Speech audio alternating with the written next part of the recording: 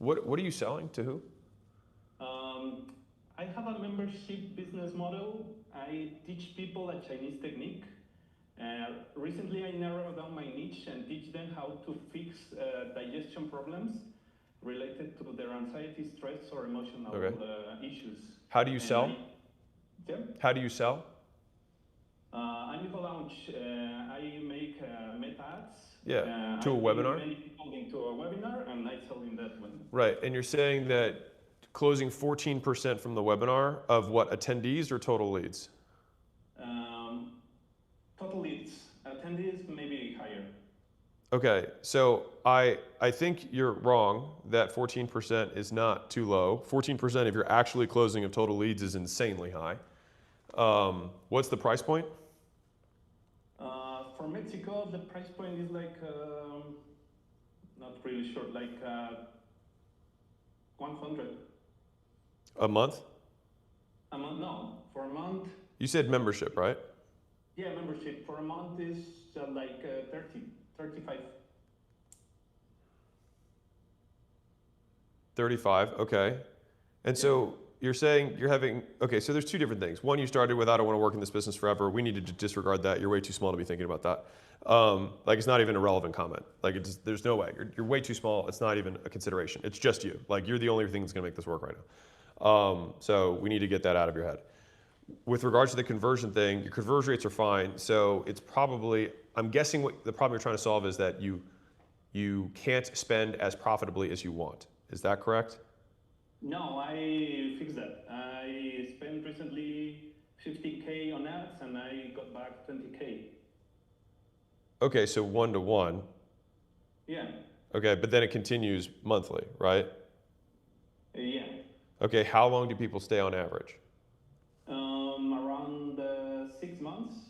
I think LTV is also a problem, and I think with the recommendations you gave me, it can be fixed, but I recently made the changes. Okay, then, I mean, the delivery of this business is online and probably mostly automated, correct? Yes. Okay, so then what stops you from spending more money? Right now, it was like between fear and not narrowing down the niche, but in the launch is very, very cheap. The people only pay like $5 to get into the launch, and I make a premium for like 10 more. Yeah. And I think that's the problem, because people who get there feel like I should solve all their life with just that. So maybe I should raise prices, but I don't know. Dude, I don't think this is, like, none of that matters though. Like, all that matters is you're closing a good percentage of people, right, from your webinar. Your LTV to CAC is 6-to-1 right now, and you're more than breaking even on your ad spend. Yeah. So like, go from 15K to 60K in spend and see if you 4x the business. And that's it. Yeah. Well, yeah. Yeah, that will bring the next problems like manpower and all of this. Dude, you have a pretty scalable, like, think about this. Like, your entire business has scalable traffic with ads, scalable conversion with a webinar, and scalable delivery in terms of digital. The whole business is scalable. Like, you just need to turn up the dial, which means that you probably just need to make more creative with different angles that appeal to different avatars. That's basically it. Okay. Yeah. Like, ignore the whole, like, I mean, maybe the thing could be better in terms of conversion, but it's not the constraint. Do you give people an annual option to buy from the webinar? I changed because I was giving monthly and 4 months, and I changed to 3 months and 6. And when they reach the 5 months, we will make an offer to go into the year. Okay. I would experiment with just trying to sell the year. Okay. And then downsell them on monthly. So basically launch at the year and then hit everyone else up after the webinar is over, after you have a cart close or whatever, with, hey, you can get monthly with an extra bonus over here. That's it, dude. Otherwise, I mean, like, that is a thing you could do, but at the same time, like, just spend more money on ads and make more ads. Okay. That's it. And then ignore the whole, like, I don't want to work in this thing for everything. It's just not relevant right now.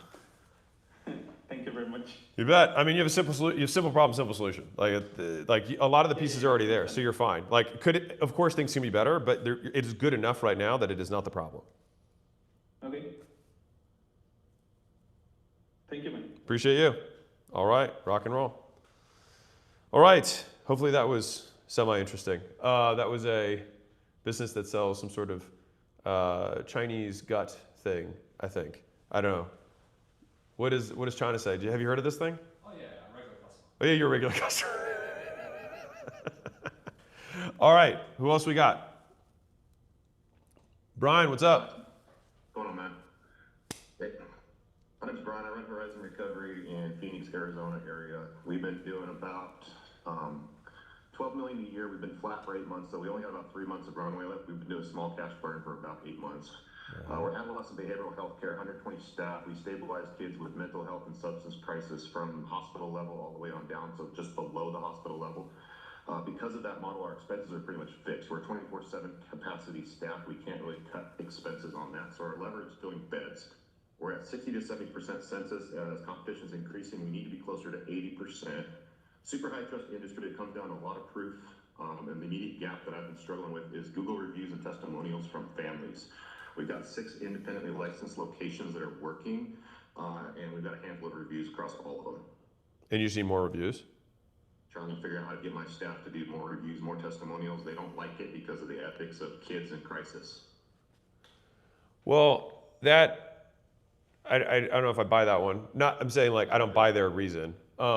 Because to me, I'd say, don't you think we should have more kids finding out about our stuff so that they can get help? Don't you think that if more kids thought it was normal, then they wouldn't feel as ashamed of it? Like I don't even think they're right. I think they're just being cowardly because they don't feel like getting rejected for asking for something. And I think you would frame it that way as the ask. Now that being said, the way that I ensure a low skilled laborer follows a process like that is that I put a cone in the middle of the road. So what I mean is like, if you just say, hey, please do this thing, adherence typically is low unless you put a big carrot or a big stick there, right? Like you get fired if you don't do it, and sometimes that can be like a little aggressive, right? And so if you put a cone in the road, it's like you cannot complete the onboarding process, or you cannot exit the patient unless you ask them on the screen, like on the exit profile or whatever the process flow you have is, because you're seeing a zillion patients, right? I mean, how many patients are you seeing a day? Well, Or a week, I don't know, make it whatever. A month we're running about 550 to 600 a month. Right, and so there's no reason why we shouldn't be able to get 200 new reviews a month. Like, Yep. And so I think it just has to be, it is part of the flow. And then it's like, hey, you do me a favor and help other kids find out about this stuff and not feel ashamed. Like that's how I would ask. I mean, that's. What we're having is it's families and kids. So the kids are happy, but the families might be out of state. They're local, like we're flying kids in and out. So it's challenging to figure out the mechanics of how to make this happen. That's kind of where I'm struggling. When do you interact with a parent? It totally varies. Some of them will come to a graduation. That's the time I'm trying to get my staff to ask. But oftentimes we just put a kid on an airplane, send them back home. So you never talk to the parents at all? They do. They talk to them on the phone or via email. Well, I'm saying, does the staff talk to the parent at all? We talk to them during the sale, right? Yeah. And after the sale, nothing? Well, no, I'm saying, like, when we're coordinating discharge, we're doing step down. They're talking to them on the phones. And they're trying to ask. And the family's like, sure, I'll do it. And then, they ghost. Well, they just have to stay on the line to do it and then give them a cookie for doing it. So like, hey, we have this cool thing that we give for the kids that help other kids out. If you're willing to do it, it's because I think if we make it a benefit for the kid, then the parents are more likely to do it and they can stay on. But I'm guessing they're just not doing it. So it's like right now we don't, they could be ghosting. They also could just not be asking. But either way, if it is the biggest lever in the business is that it's almost all driven through organic reviews, then it's like that now must become like the main constraint of the business, which I don't know if you do from a reporting perspective, but like, do you do daily huddles with your team? Yeah, they make them do daily huddles, yeah. Yeah, and so the first number that we call out in the daily huddle is how many reviews we got the day before. And like, if you do that every day, like it will draw people's attention. And if you tell people like, oh, so you went 0 for 7 yesterday. Huh, Sarah, that's weird. It's like, they're gonna start feeling pretty shitty about it. And like, well, like talk to me, what did they say? Okay, cool, well, let's pull up the recording, right? And then like watch it, it's like, oh shit, like I'm actually gonna be held accountable to this, right? So it's like, we have to have a good script, which is really only 2 sentences, right? Helping other kids, let's and give a cookie to the kid who the parent does the thing for. Daily accountability on the team, and then ideally recordings that we can role play. If it is the constraint of the business, then we need to hit it from like 3 or 4 angles. What do you think about accountability, since I'm running basically 6 independent locations with independent management, independent leadership? You know, Well, then it's you holding those 6 guys and giving them the plan. This is what we need to do, and then they hold the teams accountable. But functionally, it's the same thing. And if one team is better, then that means that one leader is better, which means we probably need to turn some leaders. And I think if they find out that they're getting turned because they're not following it, they will probably follow it. Because right now it feels like you're just adding work to their plate. But if you're like, this business will not remain, you will not have a job, because no one will have a job, because not enough people know about our stuff. And so we need to do this. So does anyone have any objections that I can handle right now? Because let's get it all out. Let's air all the fucking laundry. You know what I mean? And like, let's talk about it so that we can all feel good about it. How's that feel? I mean, do you think you can do it? Yeah, I was struggling initially with the pushback and just the ownership action, because, you know, I had to sign it, but I like your idea of calling it out daily. And we have daily management, like director level emails with summaries that go out, and putting that as a line item in there. It should be the first item. It should be the headline. Like, until we solve this thing, like, this is all we talk about. Like, one of our portfolio companies had, I think I wrote a thing in Vantage about it. The red, yellow, green system came from this, right? There was a churn issue, and we're like, all right, we got to solve churn. And so then churn became daily huddle, and it was how many client exits did we have, and how many stays did we had, and then we started a separate Slack channel that was emergency support for any customer that looked like they were at risk, and then we just hit it SEAL Team 6-wise. Like, we just fucking tried. And then all of a sudden, I think churn cut by more than half just by trying. And so if all of a sudden we can get, I think you can reasonably get 200 reviews. Like, that would be, but like for you, if you got 200 reviews every month, like by the end of the year, you'd be, you know, King Pumbaa. Yeah, that's the plan. It's got my attention now over the last month, so that's why I'm coming to you. So. No, I get it. Yeah, it's always speed and number of comm cycles. So it's like, if I say it once a month and then I bring it back up, it's not that important. If I say we're talking about it twice a day, they know it's important. That's the angle. All right. That was an easy one. Appreciate you, babe. Congrats on helping kids, man. Very cool. Yep. Bye. All right. I actually can't see any chat that's going on. So, now I see the chat. Aha, my bad. I was just frozen on my screen for this whole time. The chat is also tiny chat, which, you know, these, Command plus, let's go. Unk is here. There we go. All right, let's look at some here. All right, before I get into these questions, because I want, honestly, I think last live I did, I answered like a zillion. I'm 16 to 22, and I don't know what to do with my life and my business. As much as I enjoy doing that, I prefer. There's a lot of people who can answer that question. What I feel like I'm more uniquely skilled at answering is, like, if you have a business and you're struggling with the business, please ask those questions. And specifically, today I'd like to focus on sales-related questions. So for those of you who are struggling with sales and selling customers or selling leads, drop the questions you have in the chat, and we will get to answering. Cool? All right. I will wait until I get sales-related questions. In the meantime, I will do stand-up comedy. Mr. Gong, do we have anyone lined up or on deck, by the way? Yep, we got Scott. We got Scott on deck. All right, so chat, while you guys figure out what your sales questions are, I'm going to take Mr. Scott, and then I'm going to go to chat-related questions that are answering sales things. If you don't ask sales questions, I'm not going to answer them. It's just more fun to keep it themed, thematic, if you will. All right, Scott, what's cooking, my friend? Hey, Alex and Scott, how's it going? So we have a couple weeks of cash runway left. The operator's on their way out, and they need to take over operations. It's a commercial locksmith and door hardware business, and I run the sister company. In my situation, with 1.8 top line and 80K bottom line, and we have 280,000 in AR, what strategy or offer would you employ to save the business? What's stopping me is a clear path out that I can execute myself, having to operate 2 companies and deal with the operator leaving. Why do you have 2 companies? So I got placed in to run the security side of it, but now the locksmith side is going down, so I have to take over ops there. Do you own the business? No. Oh, okay. Yeah, the owner has given everything to me though. Like I have full signing authority, all that. Yeah. All right. Well, I mean, dude, I'm gonna guess your model is broken, and it's very, very difficult. Like, you can have the owner play this. Like, one person does not run two businesses. It does not work. You can have like Elon Musk. He owns multiple businesses, but he has presidents and CEOs of those companies. And so it's like you have split focus. It's very difficult to get ahead. But the model itself is also broken, but you have barely enough bandwidth to fix anything. You're just trying to keep everything afloat. Like that's the issue. That being said, what are the margins? So you said 1.8 is one business. What's the other business? 600,000 top and 250 bottom line. Okay, that sounds like a much better business. Which one's that? The security business. Okay. So which one are you taking over? The locksmith one? Yeah, I'm taking over the locksmith. Okay. I got 20 to 1 CAC, LPT to CAC. Okay. Yeah. So then why are you making no money?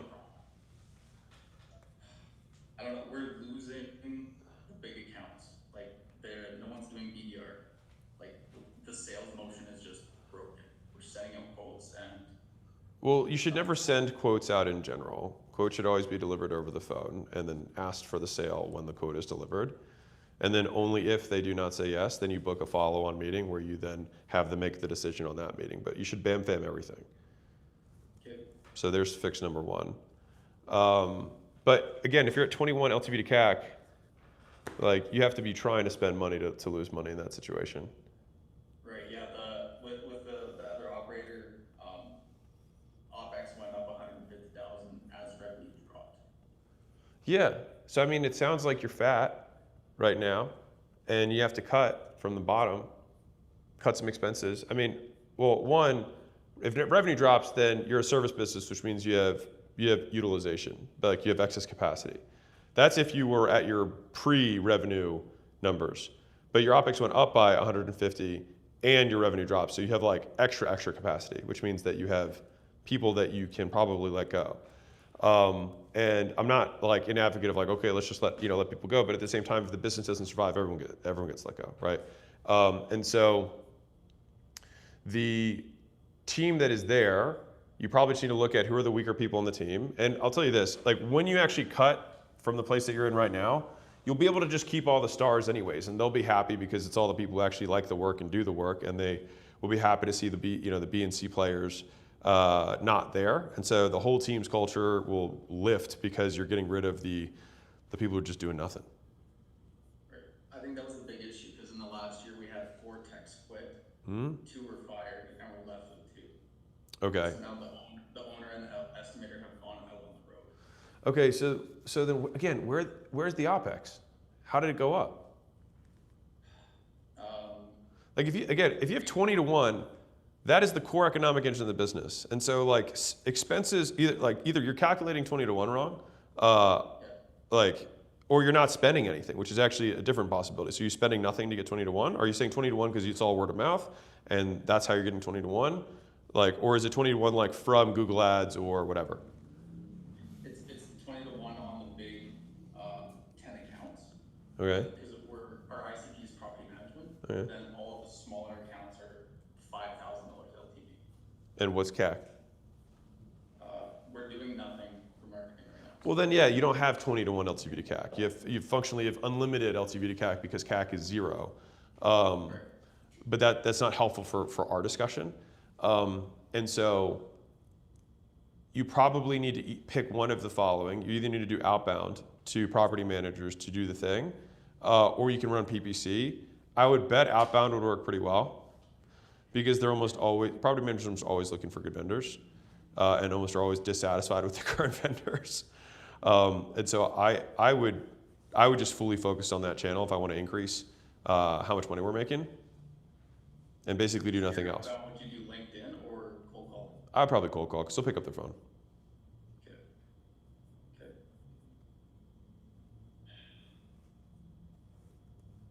Yeah, I appreciate it. Dude, you're running 2 businesses.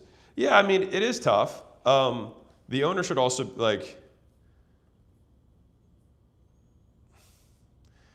This is a small business. And so it's up to you to make the money, right? Which means that you're in charge of marketing and sales for this business.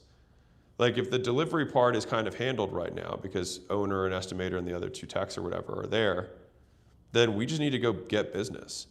And if we know the accounts that are good, then just go target those accounts for outbound. And you can always just like drive by their office. Like, I mean, like there's a lot of ways to do this. Yeah, I appreciate it because I built what I built on the security side the last 11 months just watching your stuff. Yeah. I came with time not too long ago to the marketing thing.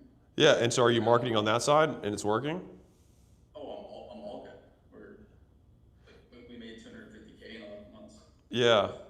I think there's something to be said there of like, I mean, when again, if two kind of unrelated, I mean, they're semi-related, but they're very different businesses, right?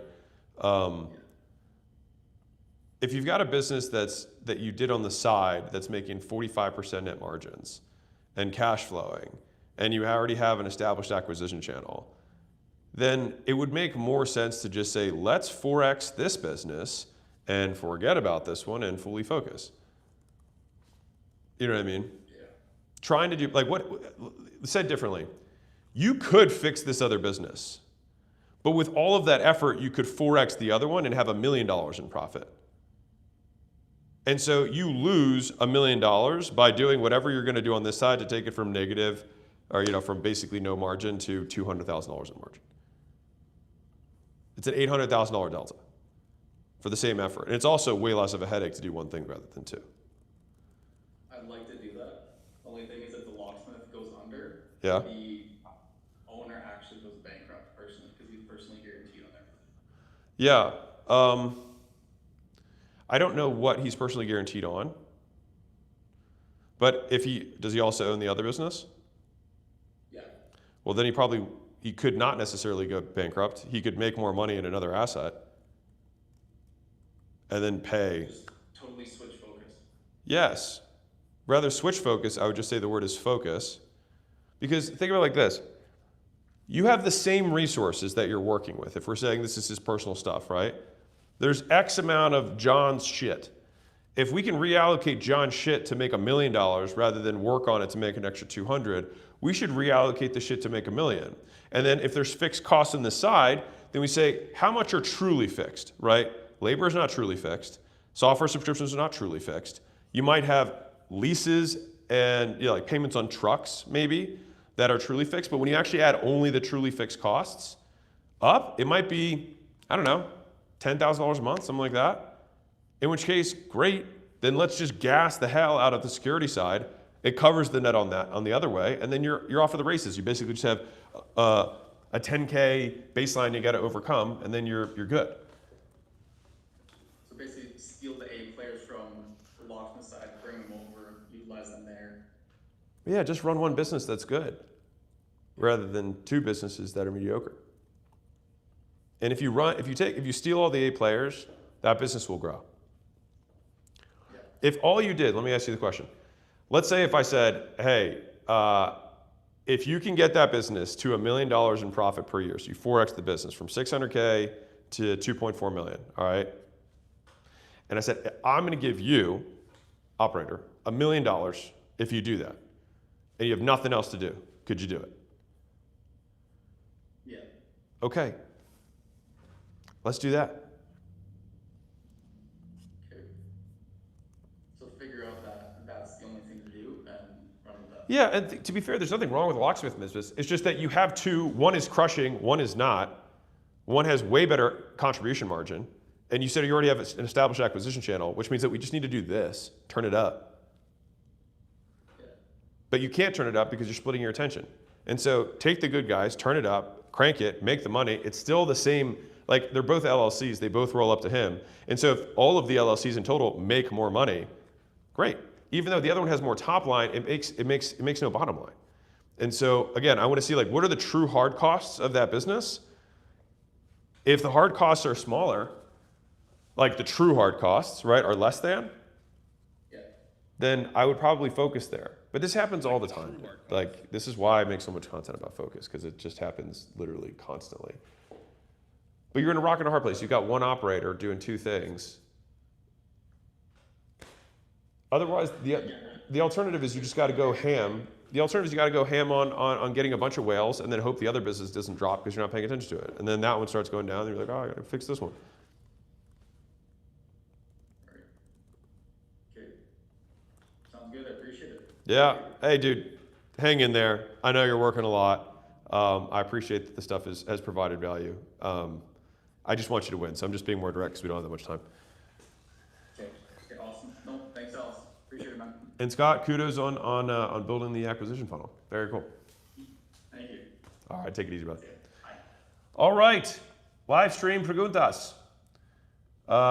Sales related.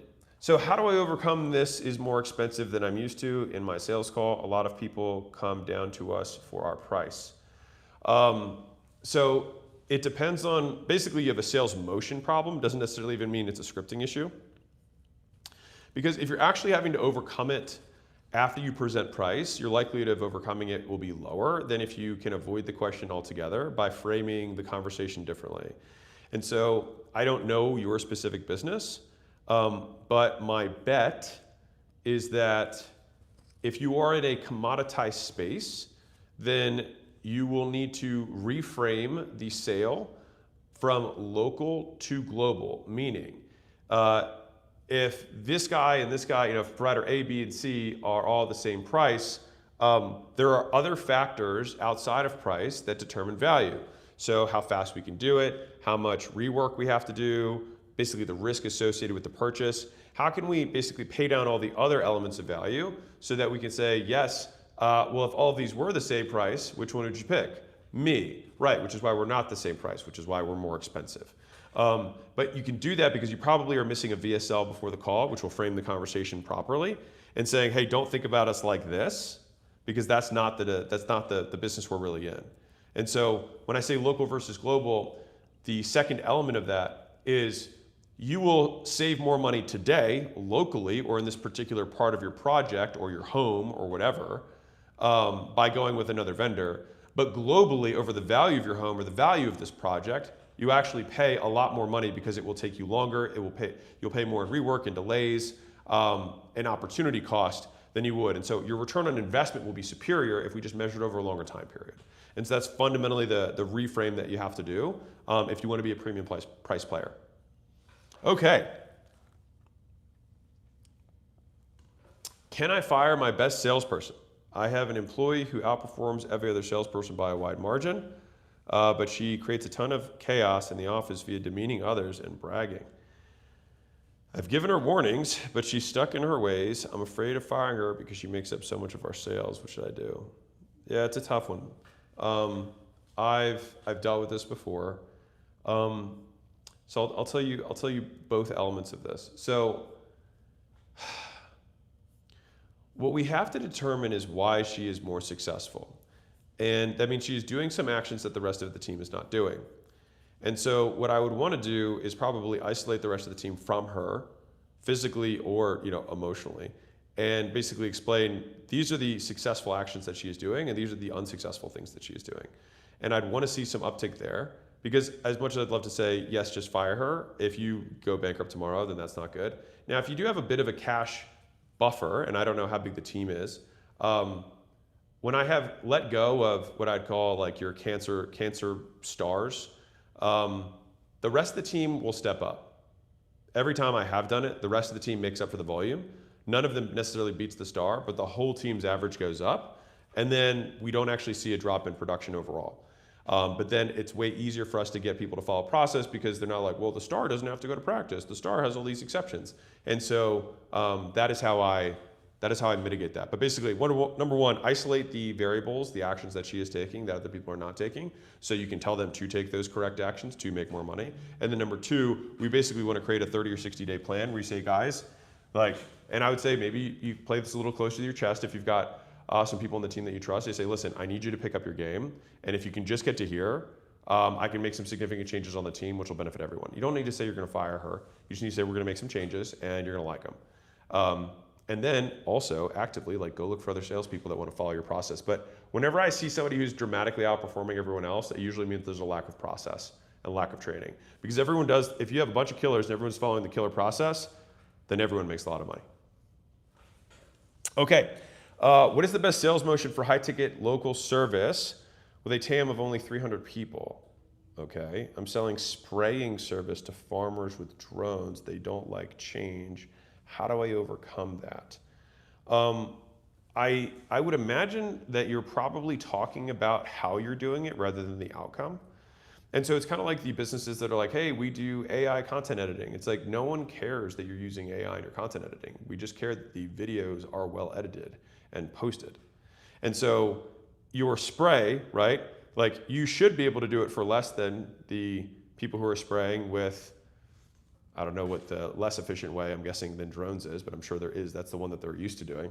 So you should either have a speed premium, like you can do it faster than other people can, or you can do it more effectively or more targeted than other people can, or cheaper than other people can. But at the most basic level, you should be able to win on multiple fronts because technology is one of the only advancements that happens in business where you can actually get better, faster, and cheaper. And so I think that the fact that you might be telling them about the drones and trying to sell them on drones rather than just selling them the outcome. And if you really have a hard time in an entrenched market, I would just say, do it for free or do it for hard cost and just say, listen, if you hate it, I'll fucking eat it. You know what I mean? Because I think they're not willing to take on some level of risk. So I would change the sales motion. And then if that still doesn't work, which of course it will, but let's assume that you execute it poorly, I would take risk on so that I can take risk off them. Because if I really do believe my thing's better, you just got to get as many people as possible to try it. All right. How do I sell without case studies? Almost every prospect asks for that. I have a cold email agency. Bro, get case studies. What are we talking about? Do work for free. If you're starting out and you have no track record, you should go get a track record for free. Like, you working for free is still a better deal for you than it is for them.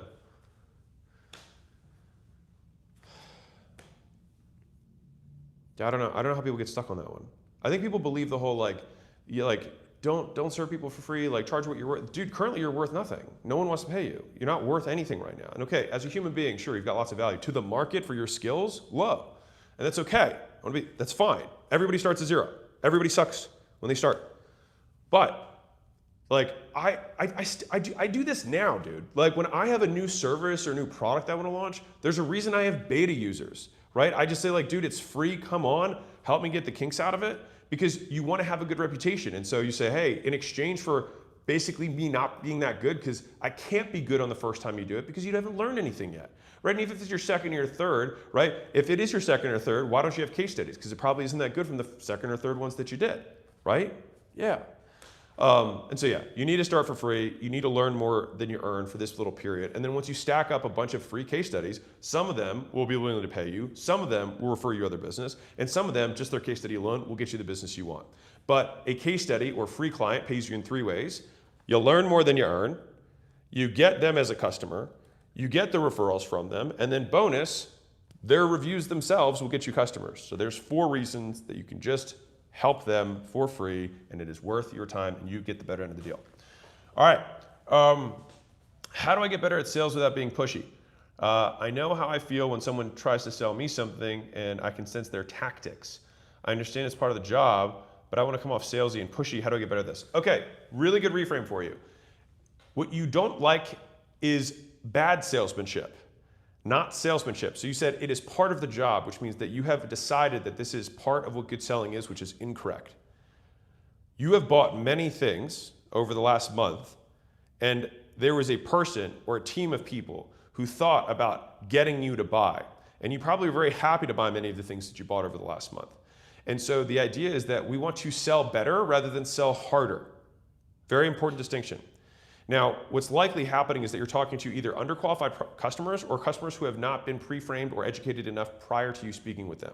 That being said, the way that you maintain the frame in the close after a price objection is that you have to agree with what they're saying and then simply ask a follow-up question, right? Again, you cannot disprove someone and close the sale because no one wants to buy from somebody who proved them wrong.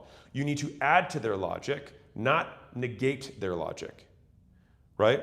And so if someone says, for example, I don't think I can do this financially, I'd be like, I totally understand it's expensive. It makes a lot of sense that you'd say that. Do you think that maybe the reason that you're in the position you're in right now is because you've been able to make investments like this in the past, and now we're kind of just paying off the debt for it? Right? And again, a lot of this is with the tonality that we can keep with the prospect. But again, if you're trying to win the sale post-objection, you're not going to win the majority of your sales there. Like, you will close the majority of your sales after you ask them to buy if they are qualified to buy and they've been pre-framed properly and the script up to the point of sale, where you actually ask for the sale, has been done properly. And so typically it means that you missed points in the intro and the discovery portion rather than trying to close harder. Like, you closing harder and having objection overcoming stuff that you have to practice is last resort. It is not sales. It is what happens when sales go wrong. All right, so apparently I have a flight that I have to catch and I'm getting DMs. So I have to go. I told you I'm trying to do as many of these as I can over a 30-day period. And so I know this one was shorter. I love you all. Thank you for the sales-related questions. I'm going to pick up and do more sales-related stuff because some of the questions are really good. And I'm going to come back. If you guys like the theme, I know it was really short, let us know. Otherwise, be fruitful and multiply. Bye.